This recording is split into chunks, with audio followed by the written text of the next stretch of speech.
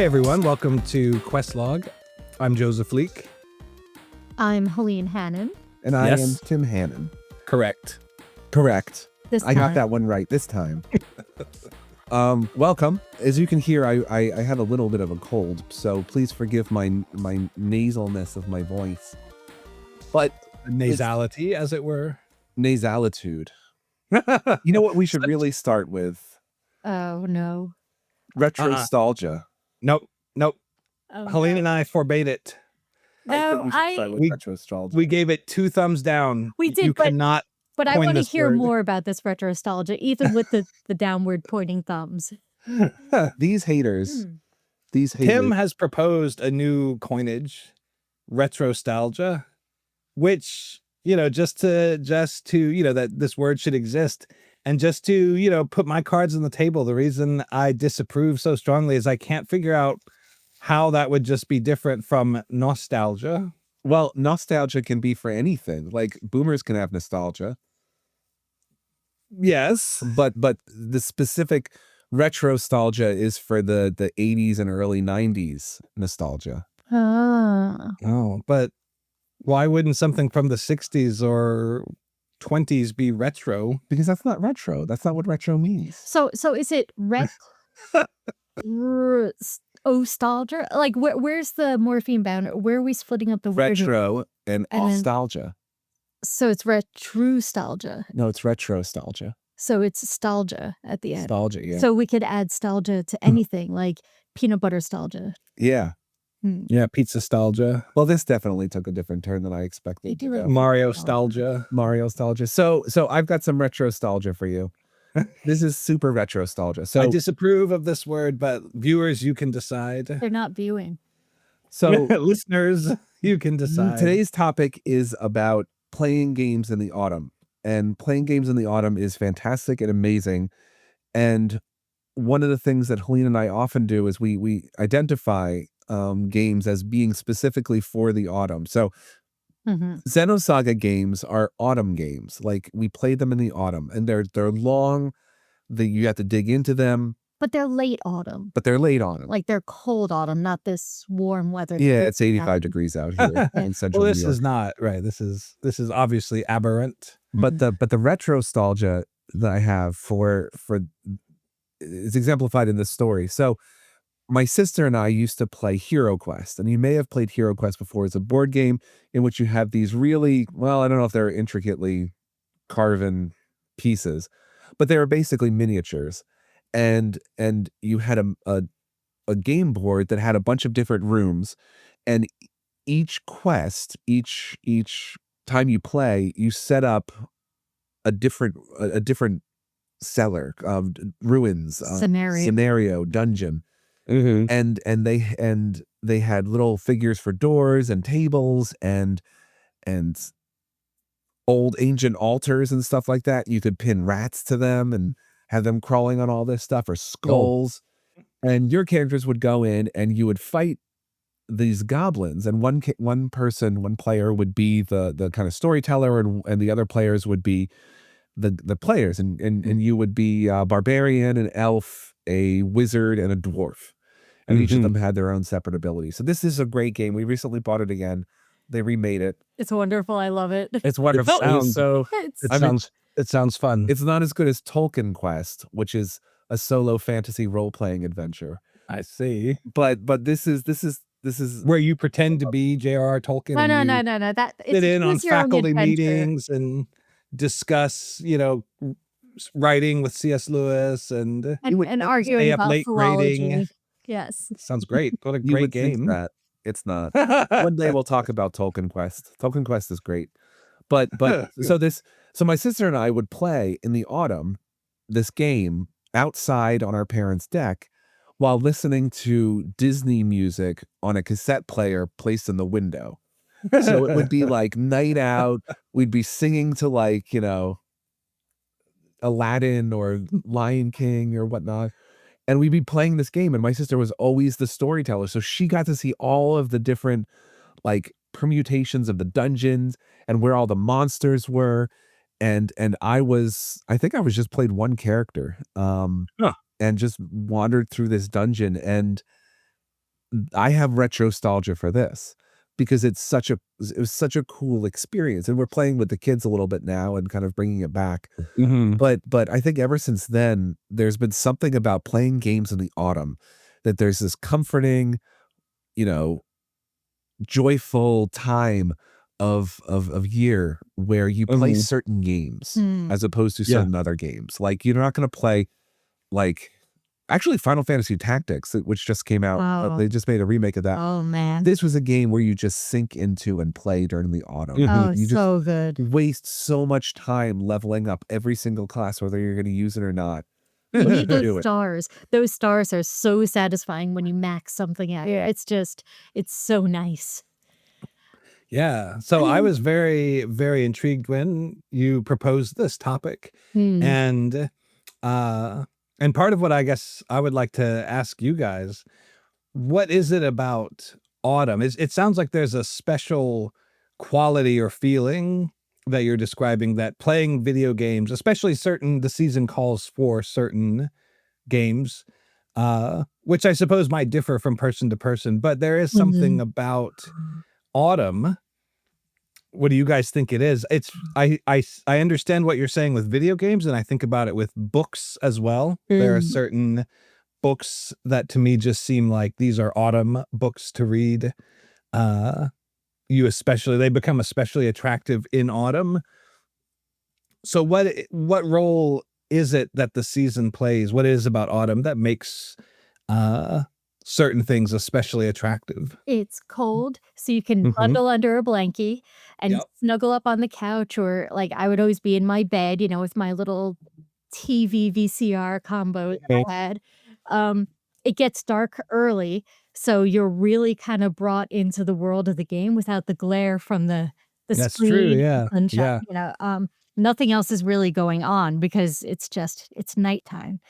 Um I don't know. It's just something about it being cold outside and, your thumb's freezing, but the rest of you, all bundled up and like, Right. What kind of books do you think are autumn books? Well, for me, and it might, I could see this kind of differing from person to person, but on the one hand, I think of anything that qualifies as your kind of cozy reading on the one hand, because autumn has that quality that you're describing, Helene, of wanting to just sort of retire and, get cozy, bundle up. It isn't yet, this would also vary depending on where you live. If you live in a place, as we do in the Northeast, where the winters are pretty, intense, very cold, there's the vibe for me for video games and books and so forth, it's still cozy, but there's almost a kind of endurance to it. It's a little bit like I've got to I've got to somehow survive this season, not literally, not that you're literally imperiled, but you're kind of hanging on, because it gets kind of intense. But autumn is sort of enough that you can still enjoy being. I mean, I enjoy the winter too, but so the cozy kind of reads that give you kind of access into a world you like to enter into.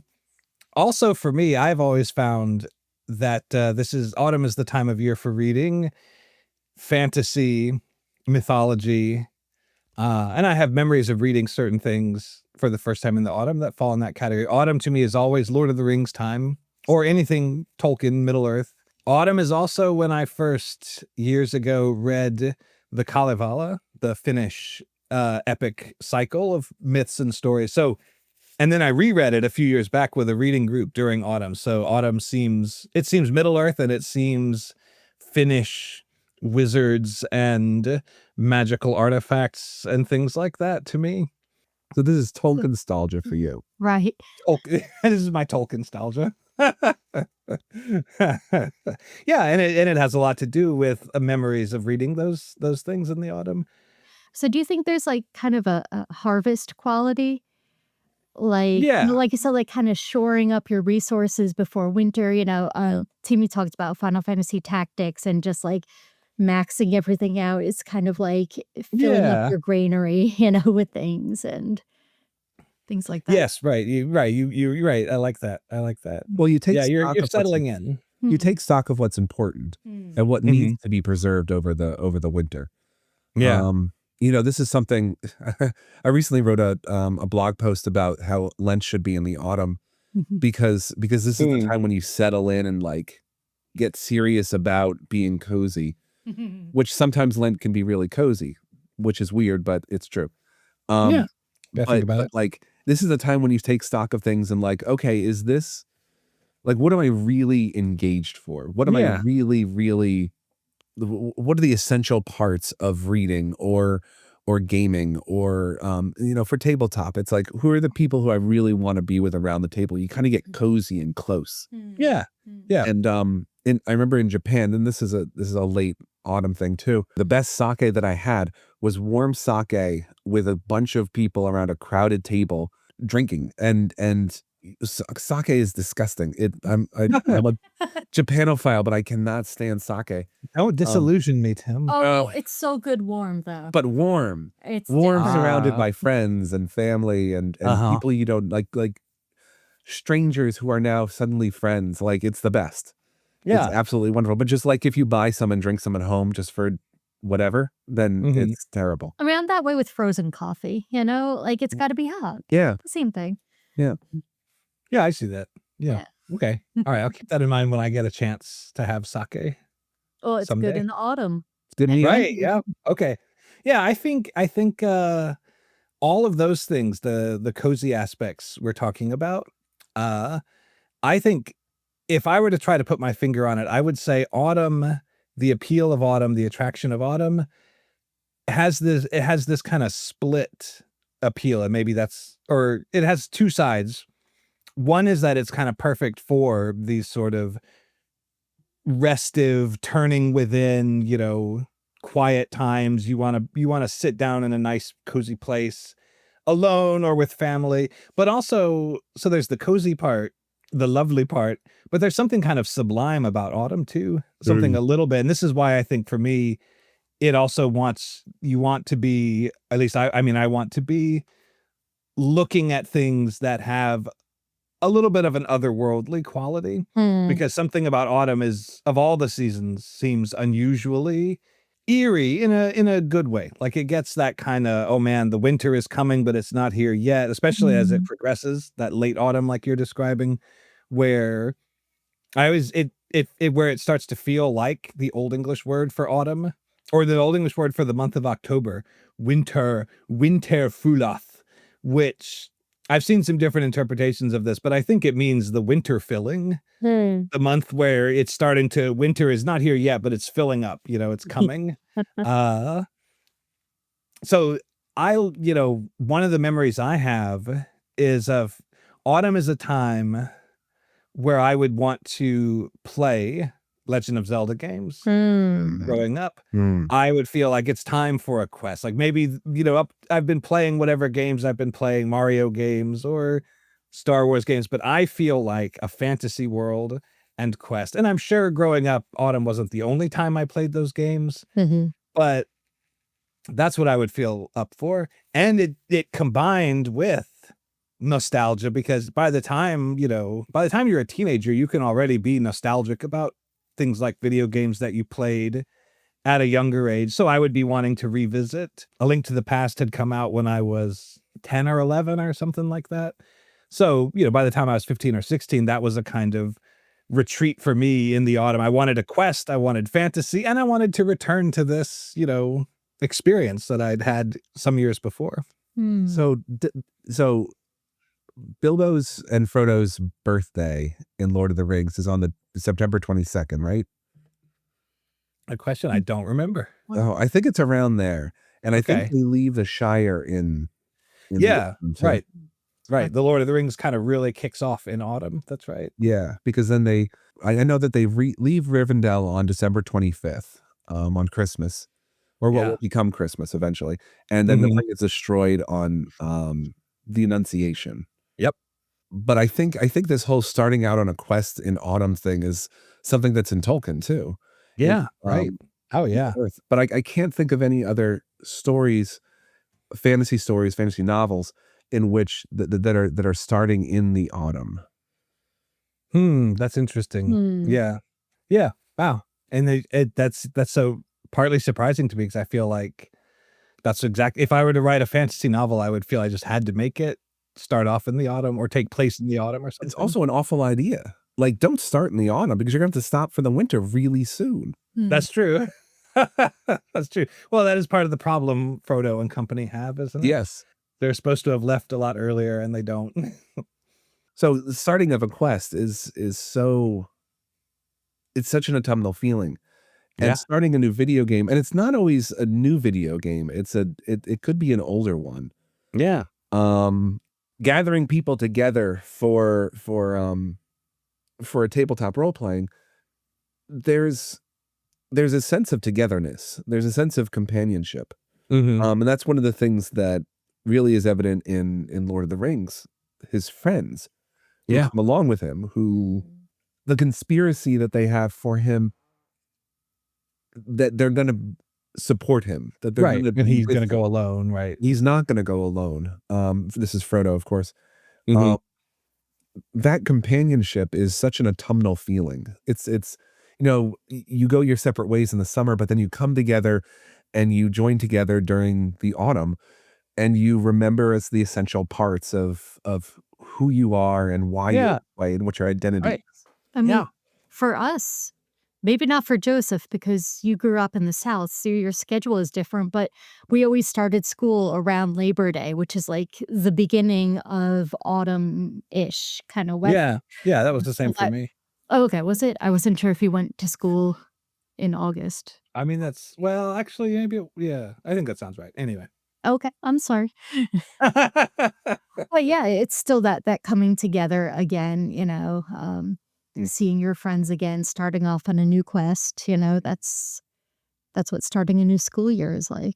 Yeah, that's true. Right. I've always found it impossible to get my mind really around the idea of the new year being in January Yeah. because having, a life dominated by school, both, because of going to school, going to college, going to grad school, and, doing it in a really long way, long, unwinding way, spent way more time in college and grad school than most people do. And now being a teacher, to me, the start of the new year, the new undertaking, the sense of, a new beginning, it's always autumn.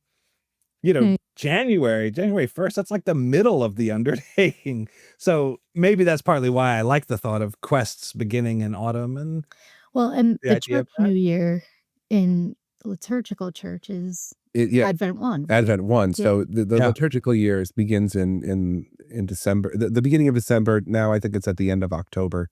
Right. Just because of the way the calendar falls. November, right? I'm sorry. Yes, the end of November. Right.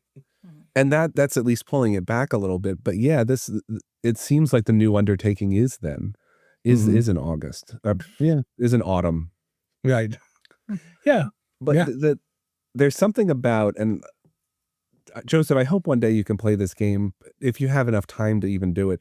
But Final Fantasy Tactics really is the music itself just feels so heavy with anticipation, with importance, with character, that when you're playing Final Fantasy Tactics, you're just inundated because you're in battles for a long time. You're inundated in this really moody music. And Nice. you're constantly, leveling up your characters or waiting for them to cast their spells or something, but you're just sitting there in it. You're just stewing in it.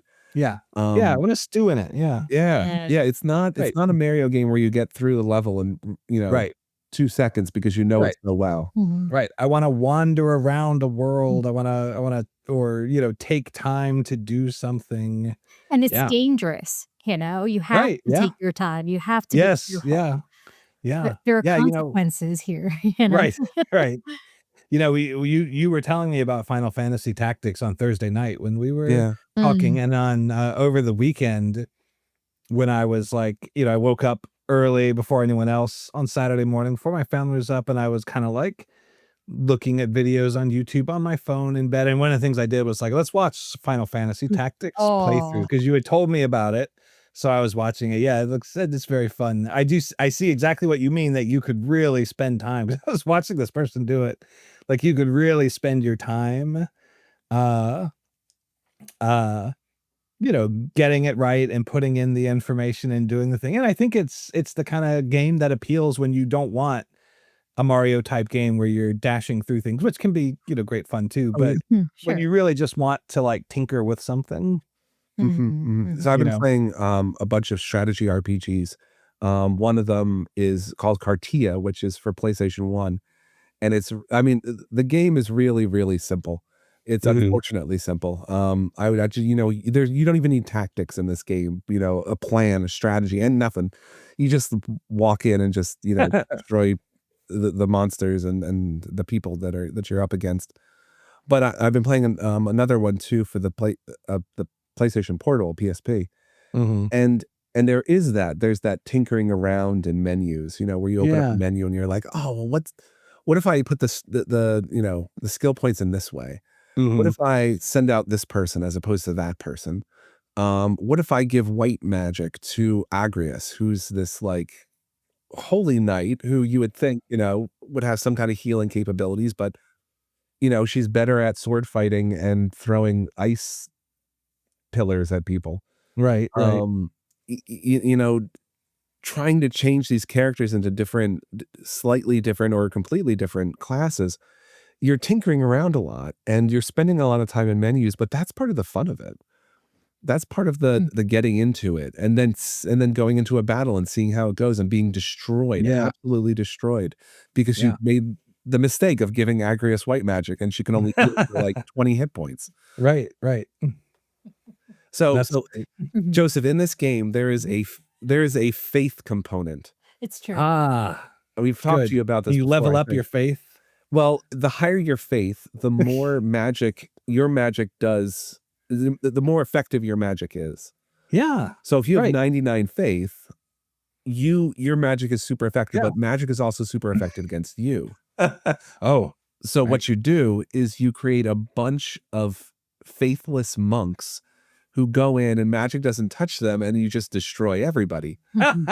There's also a how could you be a faithless monk? I love that concept. And like it doesn't make sense, but go ahead. There's also a weapon, and when you hit someone with the weapon, it makes them have the status ailment of atheist. Oh my goodness. The little thing that says atheist appears above their head, and that means that they have zero faith. Oh, they're doomed. Yeah. Well, no, it just means you have to use items to heal them. Right, that's true. Yeah, okay, but right. magic isn't gonna work. But it wears off. The atheism wears off. It's so we have to hope it does, don't we? Yeah. This will wear off. But, it just no opposite. There's no like faith stick. Believer stick. Believers. Right. It sounds a little bit like reading medieval saints' lives. That's the premise. Sure. Yeah. The higher our producer Adam is giving us a sign, and it's opaque to me. Can you explain, Hannons? So see it. Expedition 33 is definitely a autumnal game. Yes. Okay. Without a doubt. So there is this heavy, heavy music. There is this heavy atmosphere. The color scheme too. The color scheme. Yeah, everything is kind of in reds and yellows and oranges and gray, red. It's so neat. I mean, it's kind of like a bloody game anyway. So everyone's covered in, grime and blood and stuff like that. But just the feeling of this oppression, of this heaviness, of this quest that you're going on, that you're definitely going to fail because everyone has failed before you. But I have to do it because you're desperate, like a Ragnarok kind of thing. Oh, wait. Yeah. Okay. I actually do know this game, right? I didn't know the Expedition 33 part of the title, the Clair Obscure. Yeah, Clair Obscure. Yeah. Right. That's another wonderful example of it. Yeah. I haven't played that, but you guys showed me scenes of it, so I get what Adam is saying. Yeah. Yeah, good job, Adam. Yeah, the autumnal quality here. What about Sea of Stars? Yeah, maybe. So a lot of these games have like an ending kind of feel to them. Like it's a Sea of Stars kind of, it's been a while since I played it, and I did play it over the summer, and that was jarring, I think. Because parts of it are funny, but it's a role-playing game that's like it's in a style of like a retro game-ish, so it's like an old school type style with pixels and all that. But it's a recent game. I feel like it has a lot of like, well, the past was great and we're not quite there, and how can we still do wonderful things even though we're not as good as our past was, is the feel I'm remembering from it. What you took I away can't from remember. yeah, Yeah, yeah. yeah. So I feel like that's definitely an autumn kind of feel too, Yeah. with Yeah. it. Expedition 33 is, you've goodness. Yes. Yeah, the world is in a decline. Like clearly, like Yeah, that's the right. I tone mean, of the that's game, autumnal. Yeah, yeah. The Final Fantasy decline. Tactics. There was, this ancient civilization and we're uncovering hints of it, and, it's being used for good or for bad, but Mostly for bad. mostly for bad. Yeah. Mustaudio helps. Musadio's great. Yeah. Mustadio's a real help. I have well, this some of this is making me realize as we talk about it, I am in the mood. I'm in a little bit in the mood for something. Uh, this is a recently created autumn nostalgia video game experience for me because it just goes back to just 1 year ago with my kids, a game we kind of discovered and played in the autumn. I had played it before. Uh, and all of this is making me think, oh yeah, this was a great game to play in autumn. And now I'm already feeling the retrostalgia. I'm like, or layers of What did retrostalgia you because it's a Super Nintendo game, so it's already nostalgic, but also now I have nostalgia of playing it last year with my kids. What And is the the game is game? Tell us. well, Joseph, and so let's move on to another topic. like No, Asher's head. Come so on. I was like, we'll get to it, just like Asher's head. I will get to it. All right, well, Now that's Retro an Game obscure Con is reference this right there. weekend, so I'm gonna talk That's an about obscure that. literary reference. No, So the loud game is Super Metroid, which Alright. I Okay. never played as a kid when it was like new. I did play it as an adult. I think at least one of my kids were born, but they were like a baby, and I played through it. And so I kind of discovered it then, in like my 30s, and found, oh, this is a great game. I see why this was always famous. And so last year, kind of on a whim, I just started it with the kids to see if they would get into it. And they were gripped immediately. I mean, the opening sequence is so chilling and disturbing, and there's all this mysterious music, and then you get on the planet, and it was sort of like, all right, which door should we go in, left or right? And they'd pick one and you go in. Okay, now should we go up, left, further left, or down? And we'd pick one, and then three more passages. So it's very mazy, it's labyrinthine. And so we played that through autumn, and probably into, I think we'd finished before Christmas. But you were describing earlier, Helene, something about Mhm. the shorter days. Mhm. Absolutely applicable here. I was realizing, yeah, because see, the end of the day, the end of school, the end of my work day, that's customarily the time when the kids and I will play something together. Like, I'll play and they watch, and we kind of do it as a group activity. So that's in autumn, that's a time when, when we were playing, if anyone doesn't know Super Metroid, think of something where it is in, moody, evocative music, long, winding, labyrinthine areas where you double back multiple times, sometimes very lonely, like there's not even always creatures to fight. You're just running around trying to make sense of this labyrinth. All while the sun is going down beyond the horizon and it's getting dark, and my kids were just so into this game. And I really enjoyed playing it for a second time through with them. Mm. Now I want to play this again, and I suspect this will always now seem to me an autumn game for all these reasons. That's neat. I mean, that's kinda like going through a corn maze, like, That's true. we have, like, a Right. real life version of going through this maze, and, Yeah. the sun is setting, it's starting to get cooler out, there's a Yeah. breeze, it's pretty lonely, you might hear Right. other people, but you don't know where they are, Uh-huh. Uh-huh. it's that same kind of feel. Man, Super Metroid, right. The digital corn maze.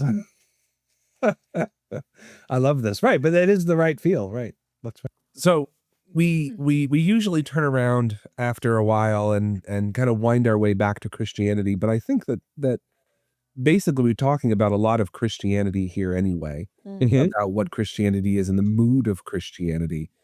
You know, for a lot of people, I think Christianity is kind of very much light and bright and hopeful and joyful.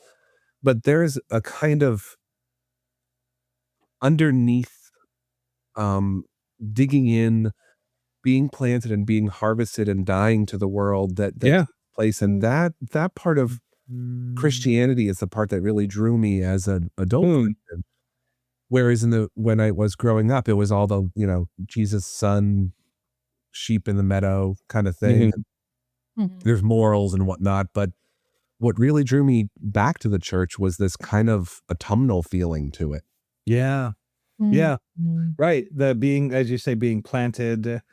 Yeah, there is something about it that it is not sort of skipping merrily down the yellow brick road. There is a kind of you are deriving comfort and seeking, you know, comfort and counsel on your quest in a kind of, but in a struggle. There's something sublime about it. Something ominous. Well, I mean, not ominous. I don't mean that God is ominous, but I mean it's not all light and cheerful. You are on the daily requirement of dying to the self and picking up and going on. Yeah, all this is very autumnal. Yeah, trying to figure out who you are in the midst of a world that is speaking something different, and especially with role-playing games. And this is one thing that I've tried to kind of tried to put in as a storyteller, as a game master, in tabletop role-playing game. The one thing that is not usually represented that is in JRPGs a lot is the world. People. You know, you have you kind of meet a shopkeeper. They might have an interesting personality, or you might meet different people along the way. But in a JRPG, you go into a town and there's tons of people to talk to, and there's conversations that you overhear, and you don't get that. At least I've never experienced that with a tabletop role-playing game. And there's a world that's around you, but you're on this quest and you can't stop and live in that world. You can help someone out with one of their problems. You can get their cat out of a tree. You can Right. in the key to open up the door or whatever like that. But then you leave. Then you go on. Yeah. You're not Yeah, one that's of true. them, you Yeah. know? Right. Yeah. And as Christians, that's kind of what we do. You know, we turn on the news or we go to the mall and we see people doing certain things and we're like, yeah, but there's a quest that I'm on and it's not this. It's Right. not We are what I'm seeing. pilgrims Yeah. passing through. Yeah. And it can be kind of lonely and mazy, labyrinthy. Yes. Like, Yep. Yeah. Absolutely. And so we somehow playing these types of games, it helps us make sense of that. We enact it through story and through the game playing. Yeah. We practice it In a safe Yeah. space. in a safe Right. space. In a Yeah. way, right. Right. Yeah. And that's part of the nourishing thing about it, right? I mean, Expedition 33 isn't a safe space, but Yeah, we I know don't you think can you step know, away from it. that's right. That one might be too much for me. Well, there's a little bit of French nihilism in it thrown Yes, in for that. But it's so I like it. You like the French nihilism? Well, I mean, yeah, it does its thing well. It doesn't Yeah. shy away from it. It doesn't it's not like pseudo French. It's like, no, it is all in, you know, and I think that's great. It's nice to see someone excelling in what they set out to do. Yeah, when Yeah. you're gonna do something, you need to do it well, whatever it is. Yeah. Exactly. And Even it if does it's that very, nihilism. very well. It's It just, it does. also is depressing. It Yeah. is. Yes. Yes. But there's room for depression in life. There's room for despair, not depression. Oh, really? Well, or sorrow. This is a different This conversation. is a different conversation. I think we're out of time. Yeah. Well, thank you everyone for tuning. Did we still say tuning in even though this is a podcast? Thank you for listening. Thank you for listening, everyone. Go play some wonderful autumnal video games. Yeah, get deep into an old goodie. An old goodie. Yeah. I asked my kids, "Are you ready? Is it too soon to do Super Metroid again?" Well, you can ask them about Retrostalgia. Yeah, I'll see what they think of this. Well, Uncle Tim, I'll say, says that you should call it Retrostalgia, and I'll see what they think. They'll probably say, Uncle Tim doesn't really know what he's talking about. They'll say Uncle Tim is very funny. He says many funny things. Well, thank you, everyone. God bless. Thank you all. See you again in a few weeks. Bye-bye. Goodbye.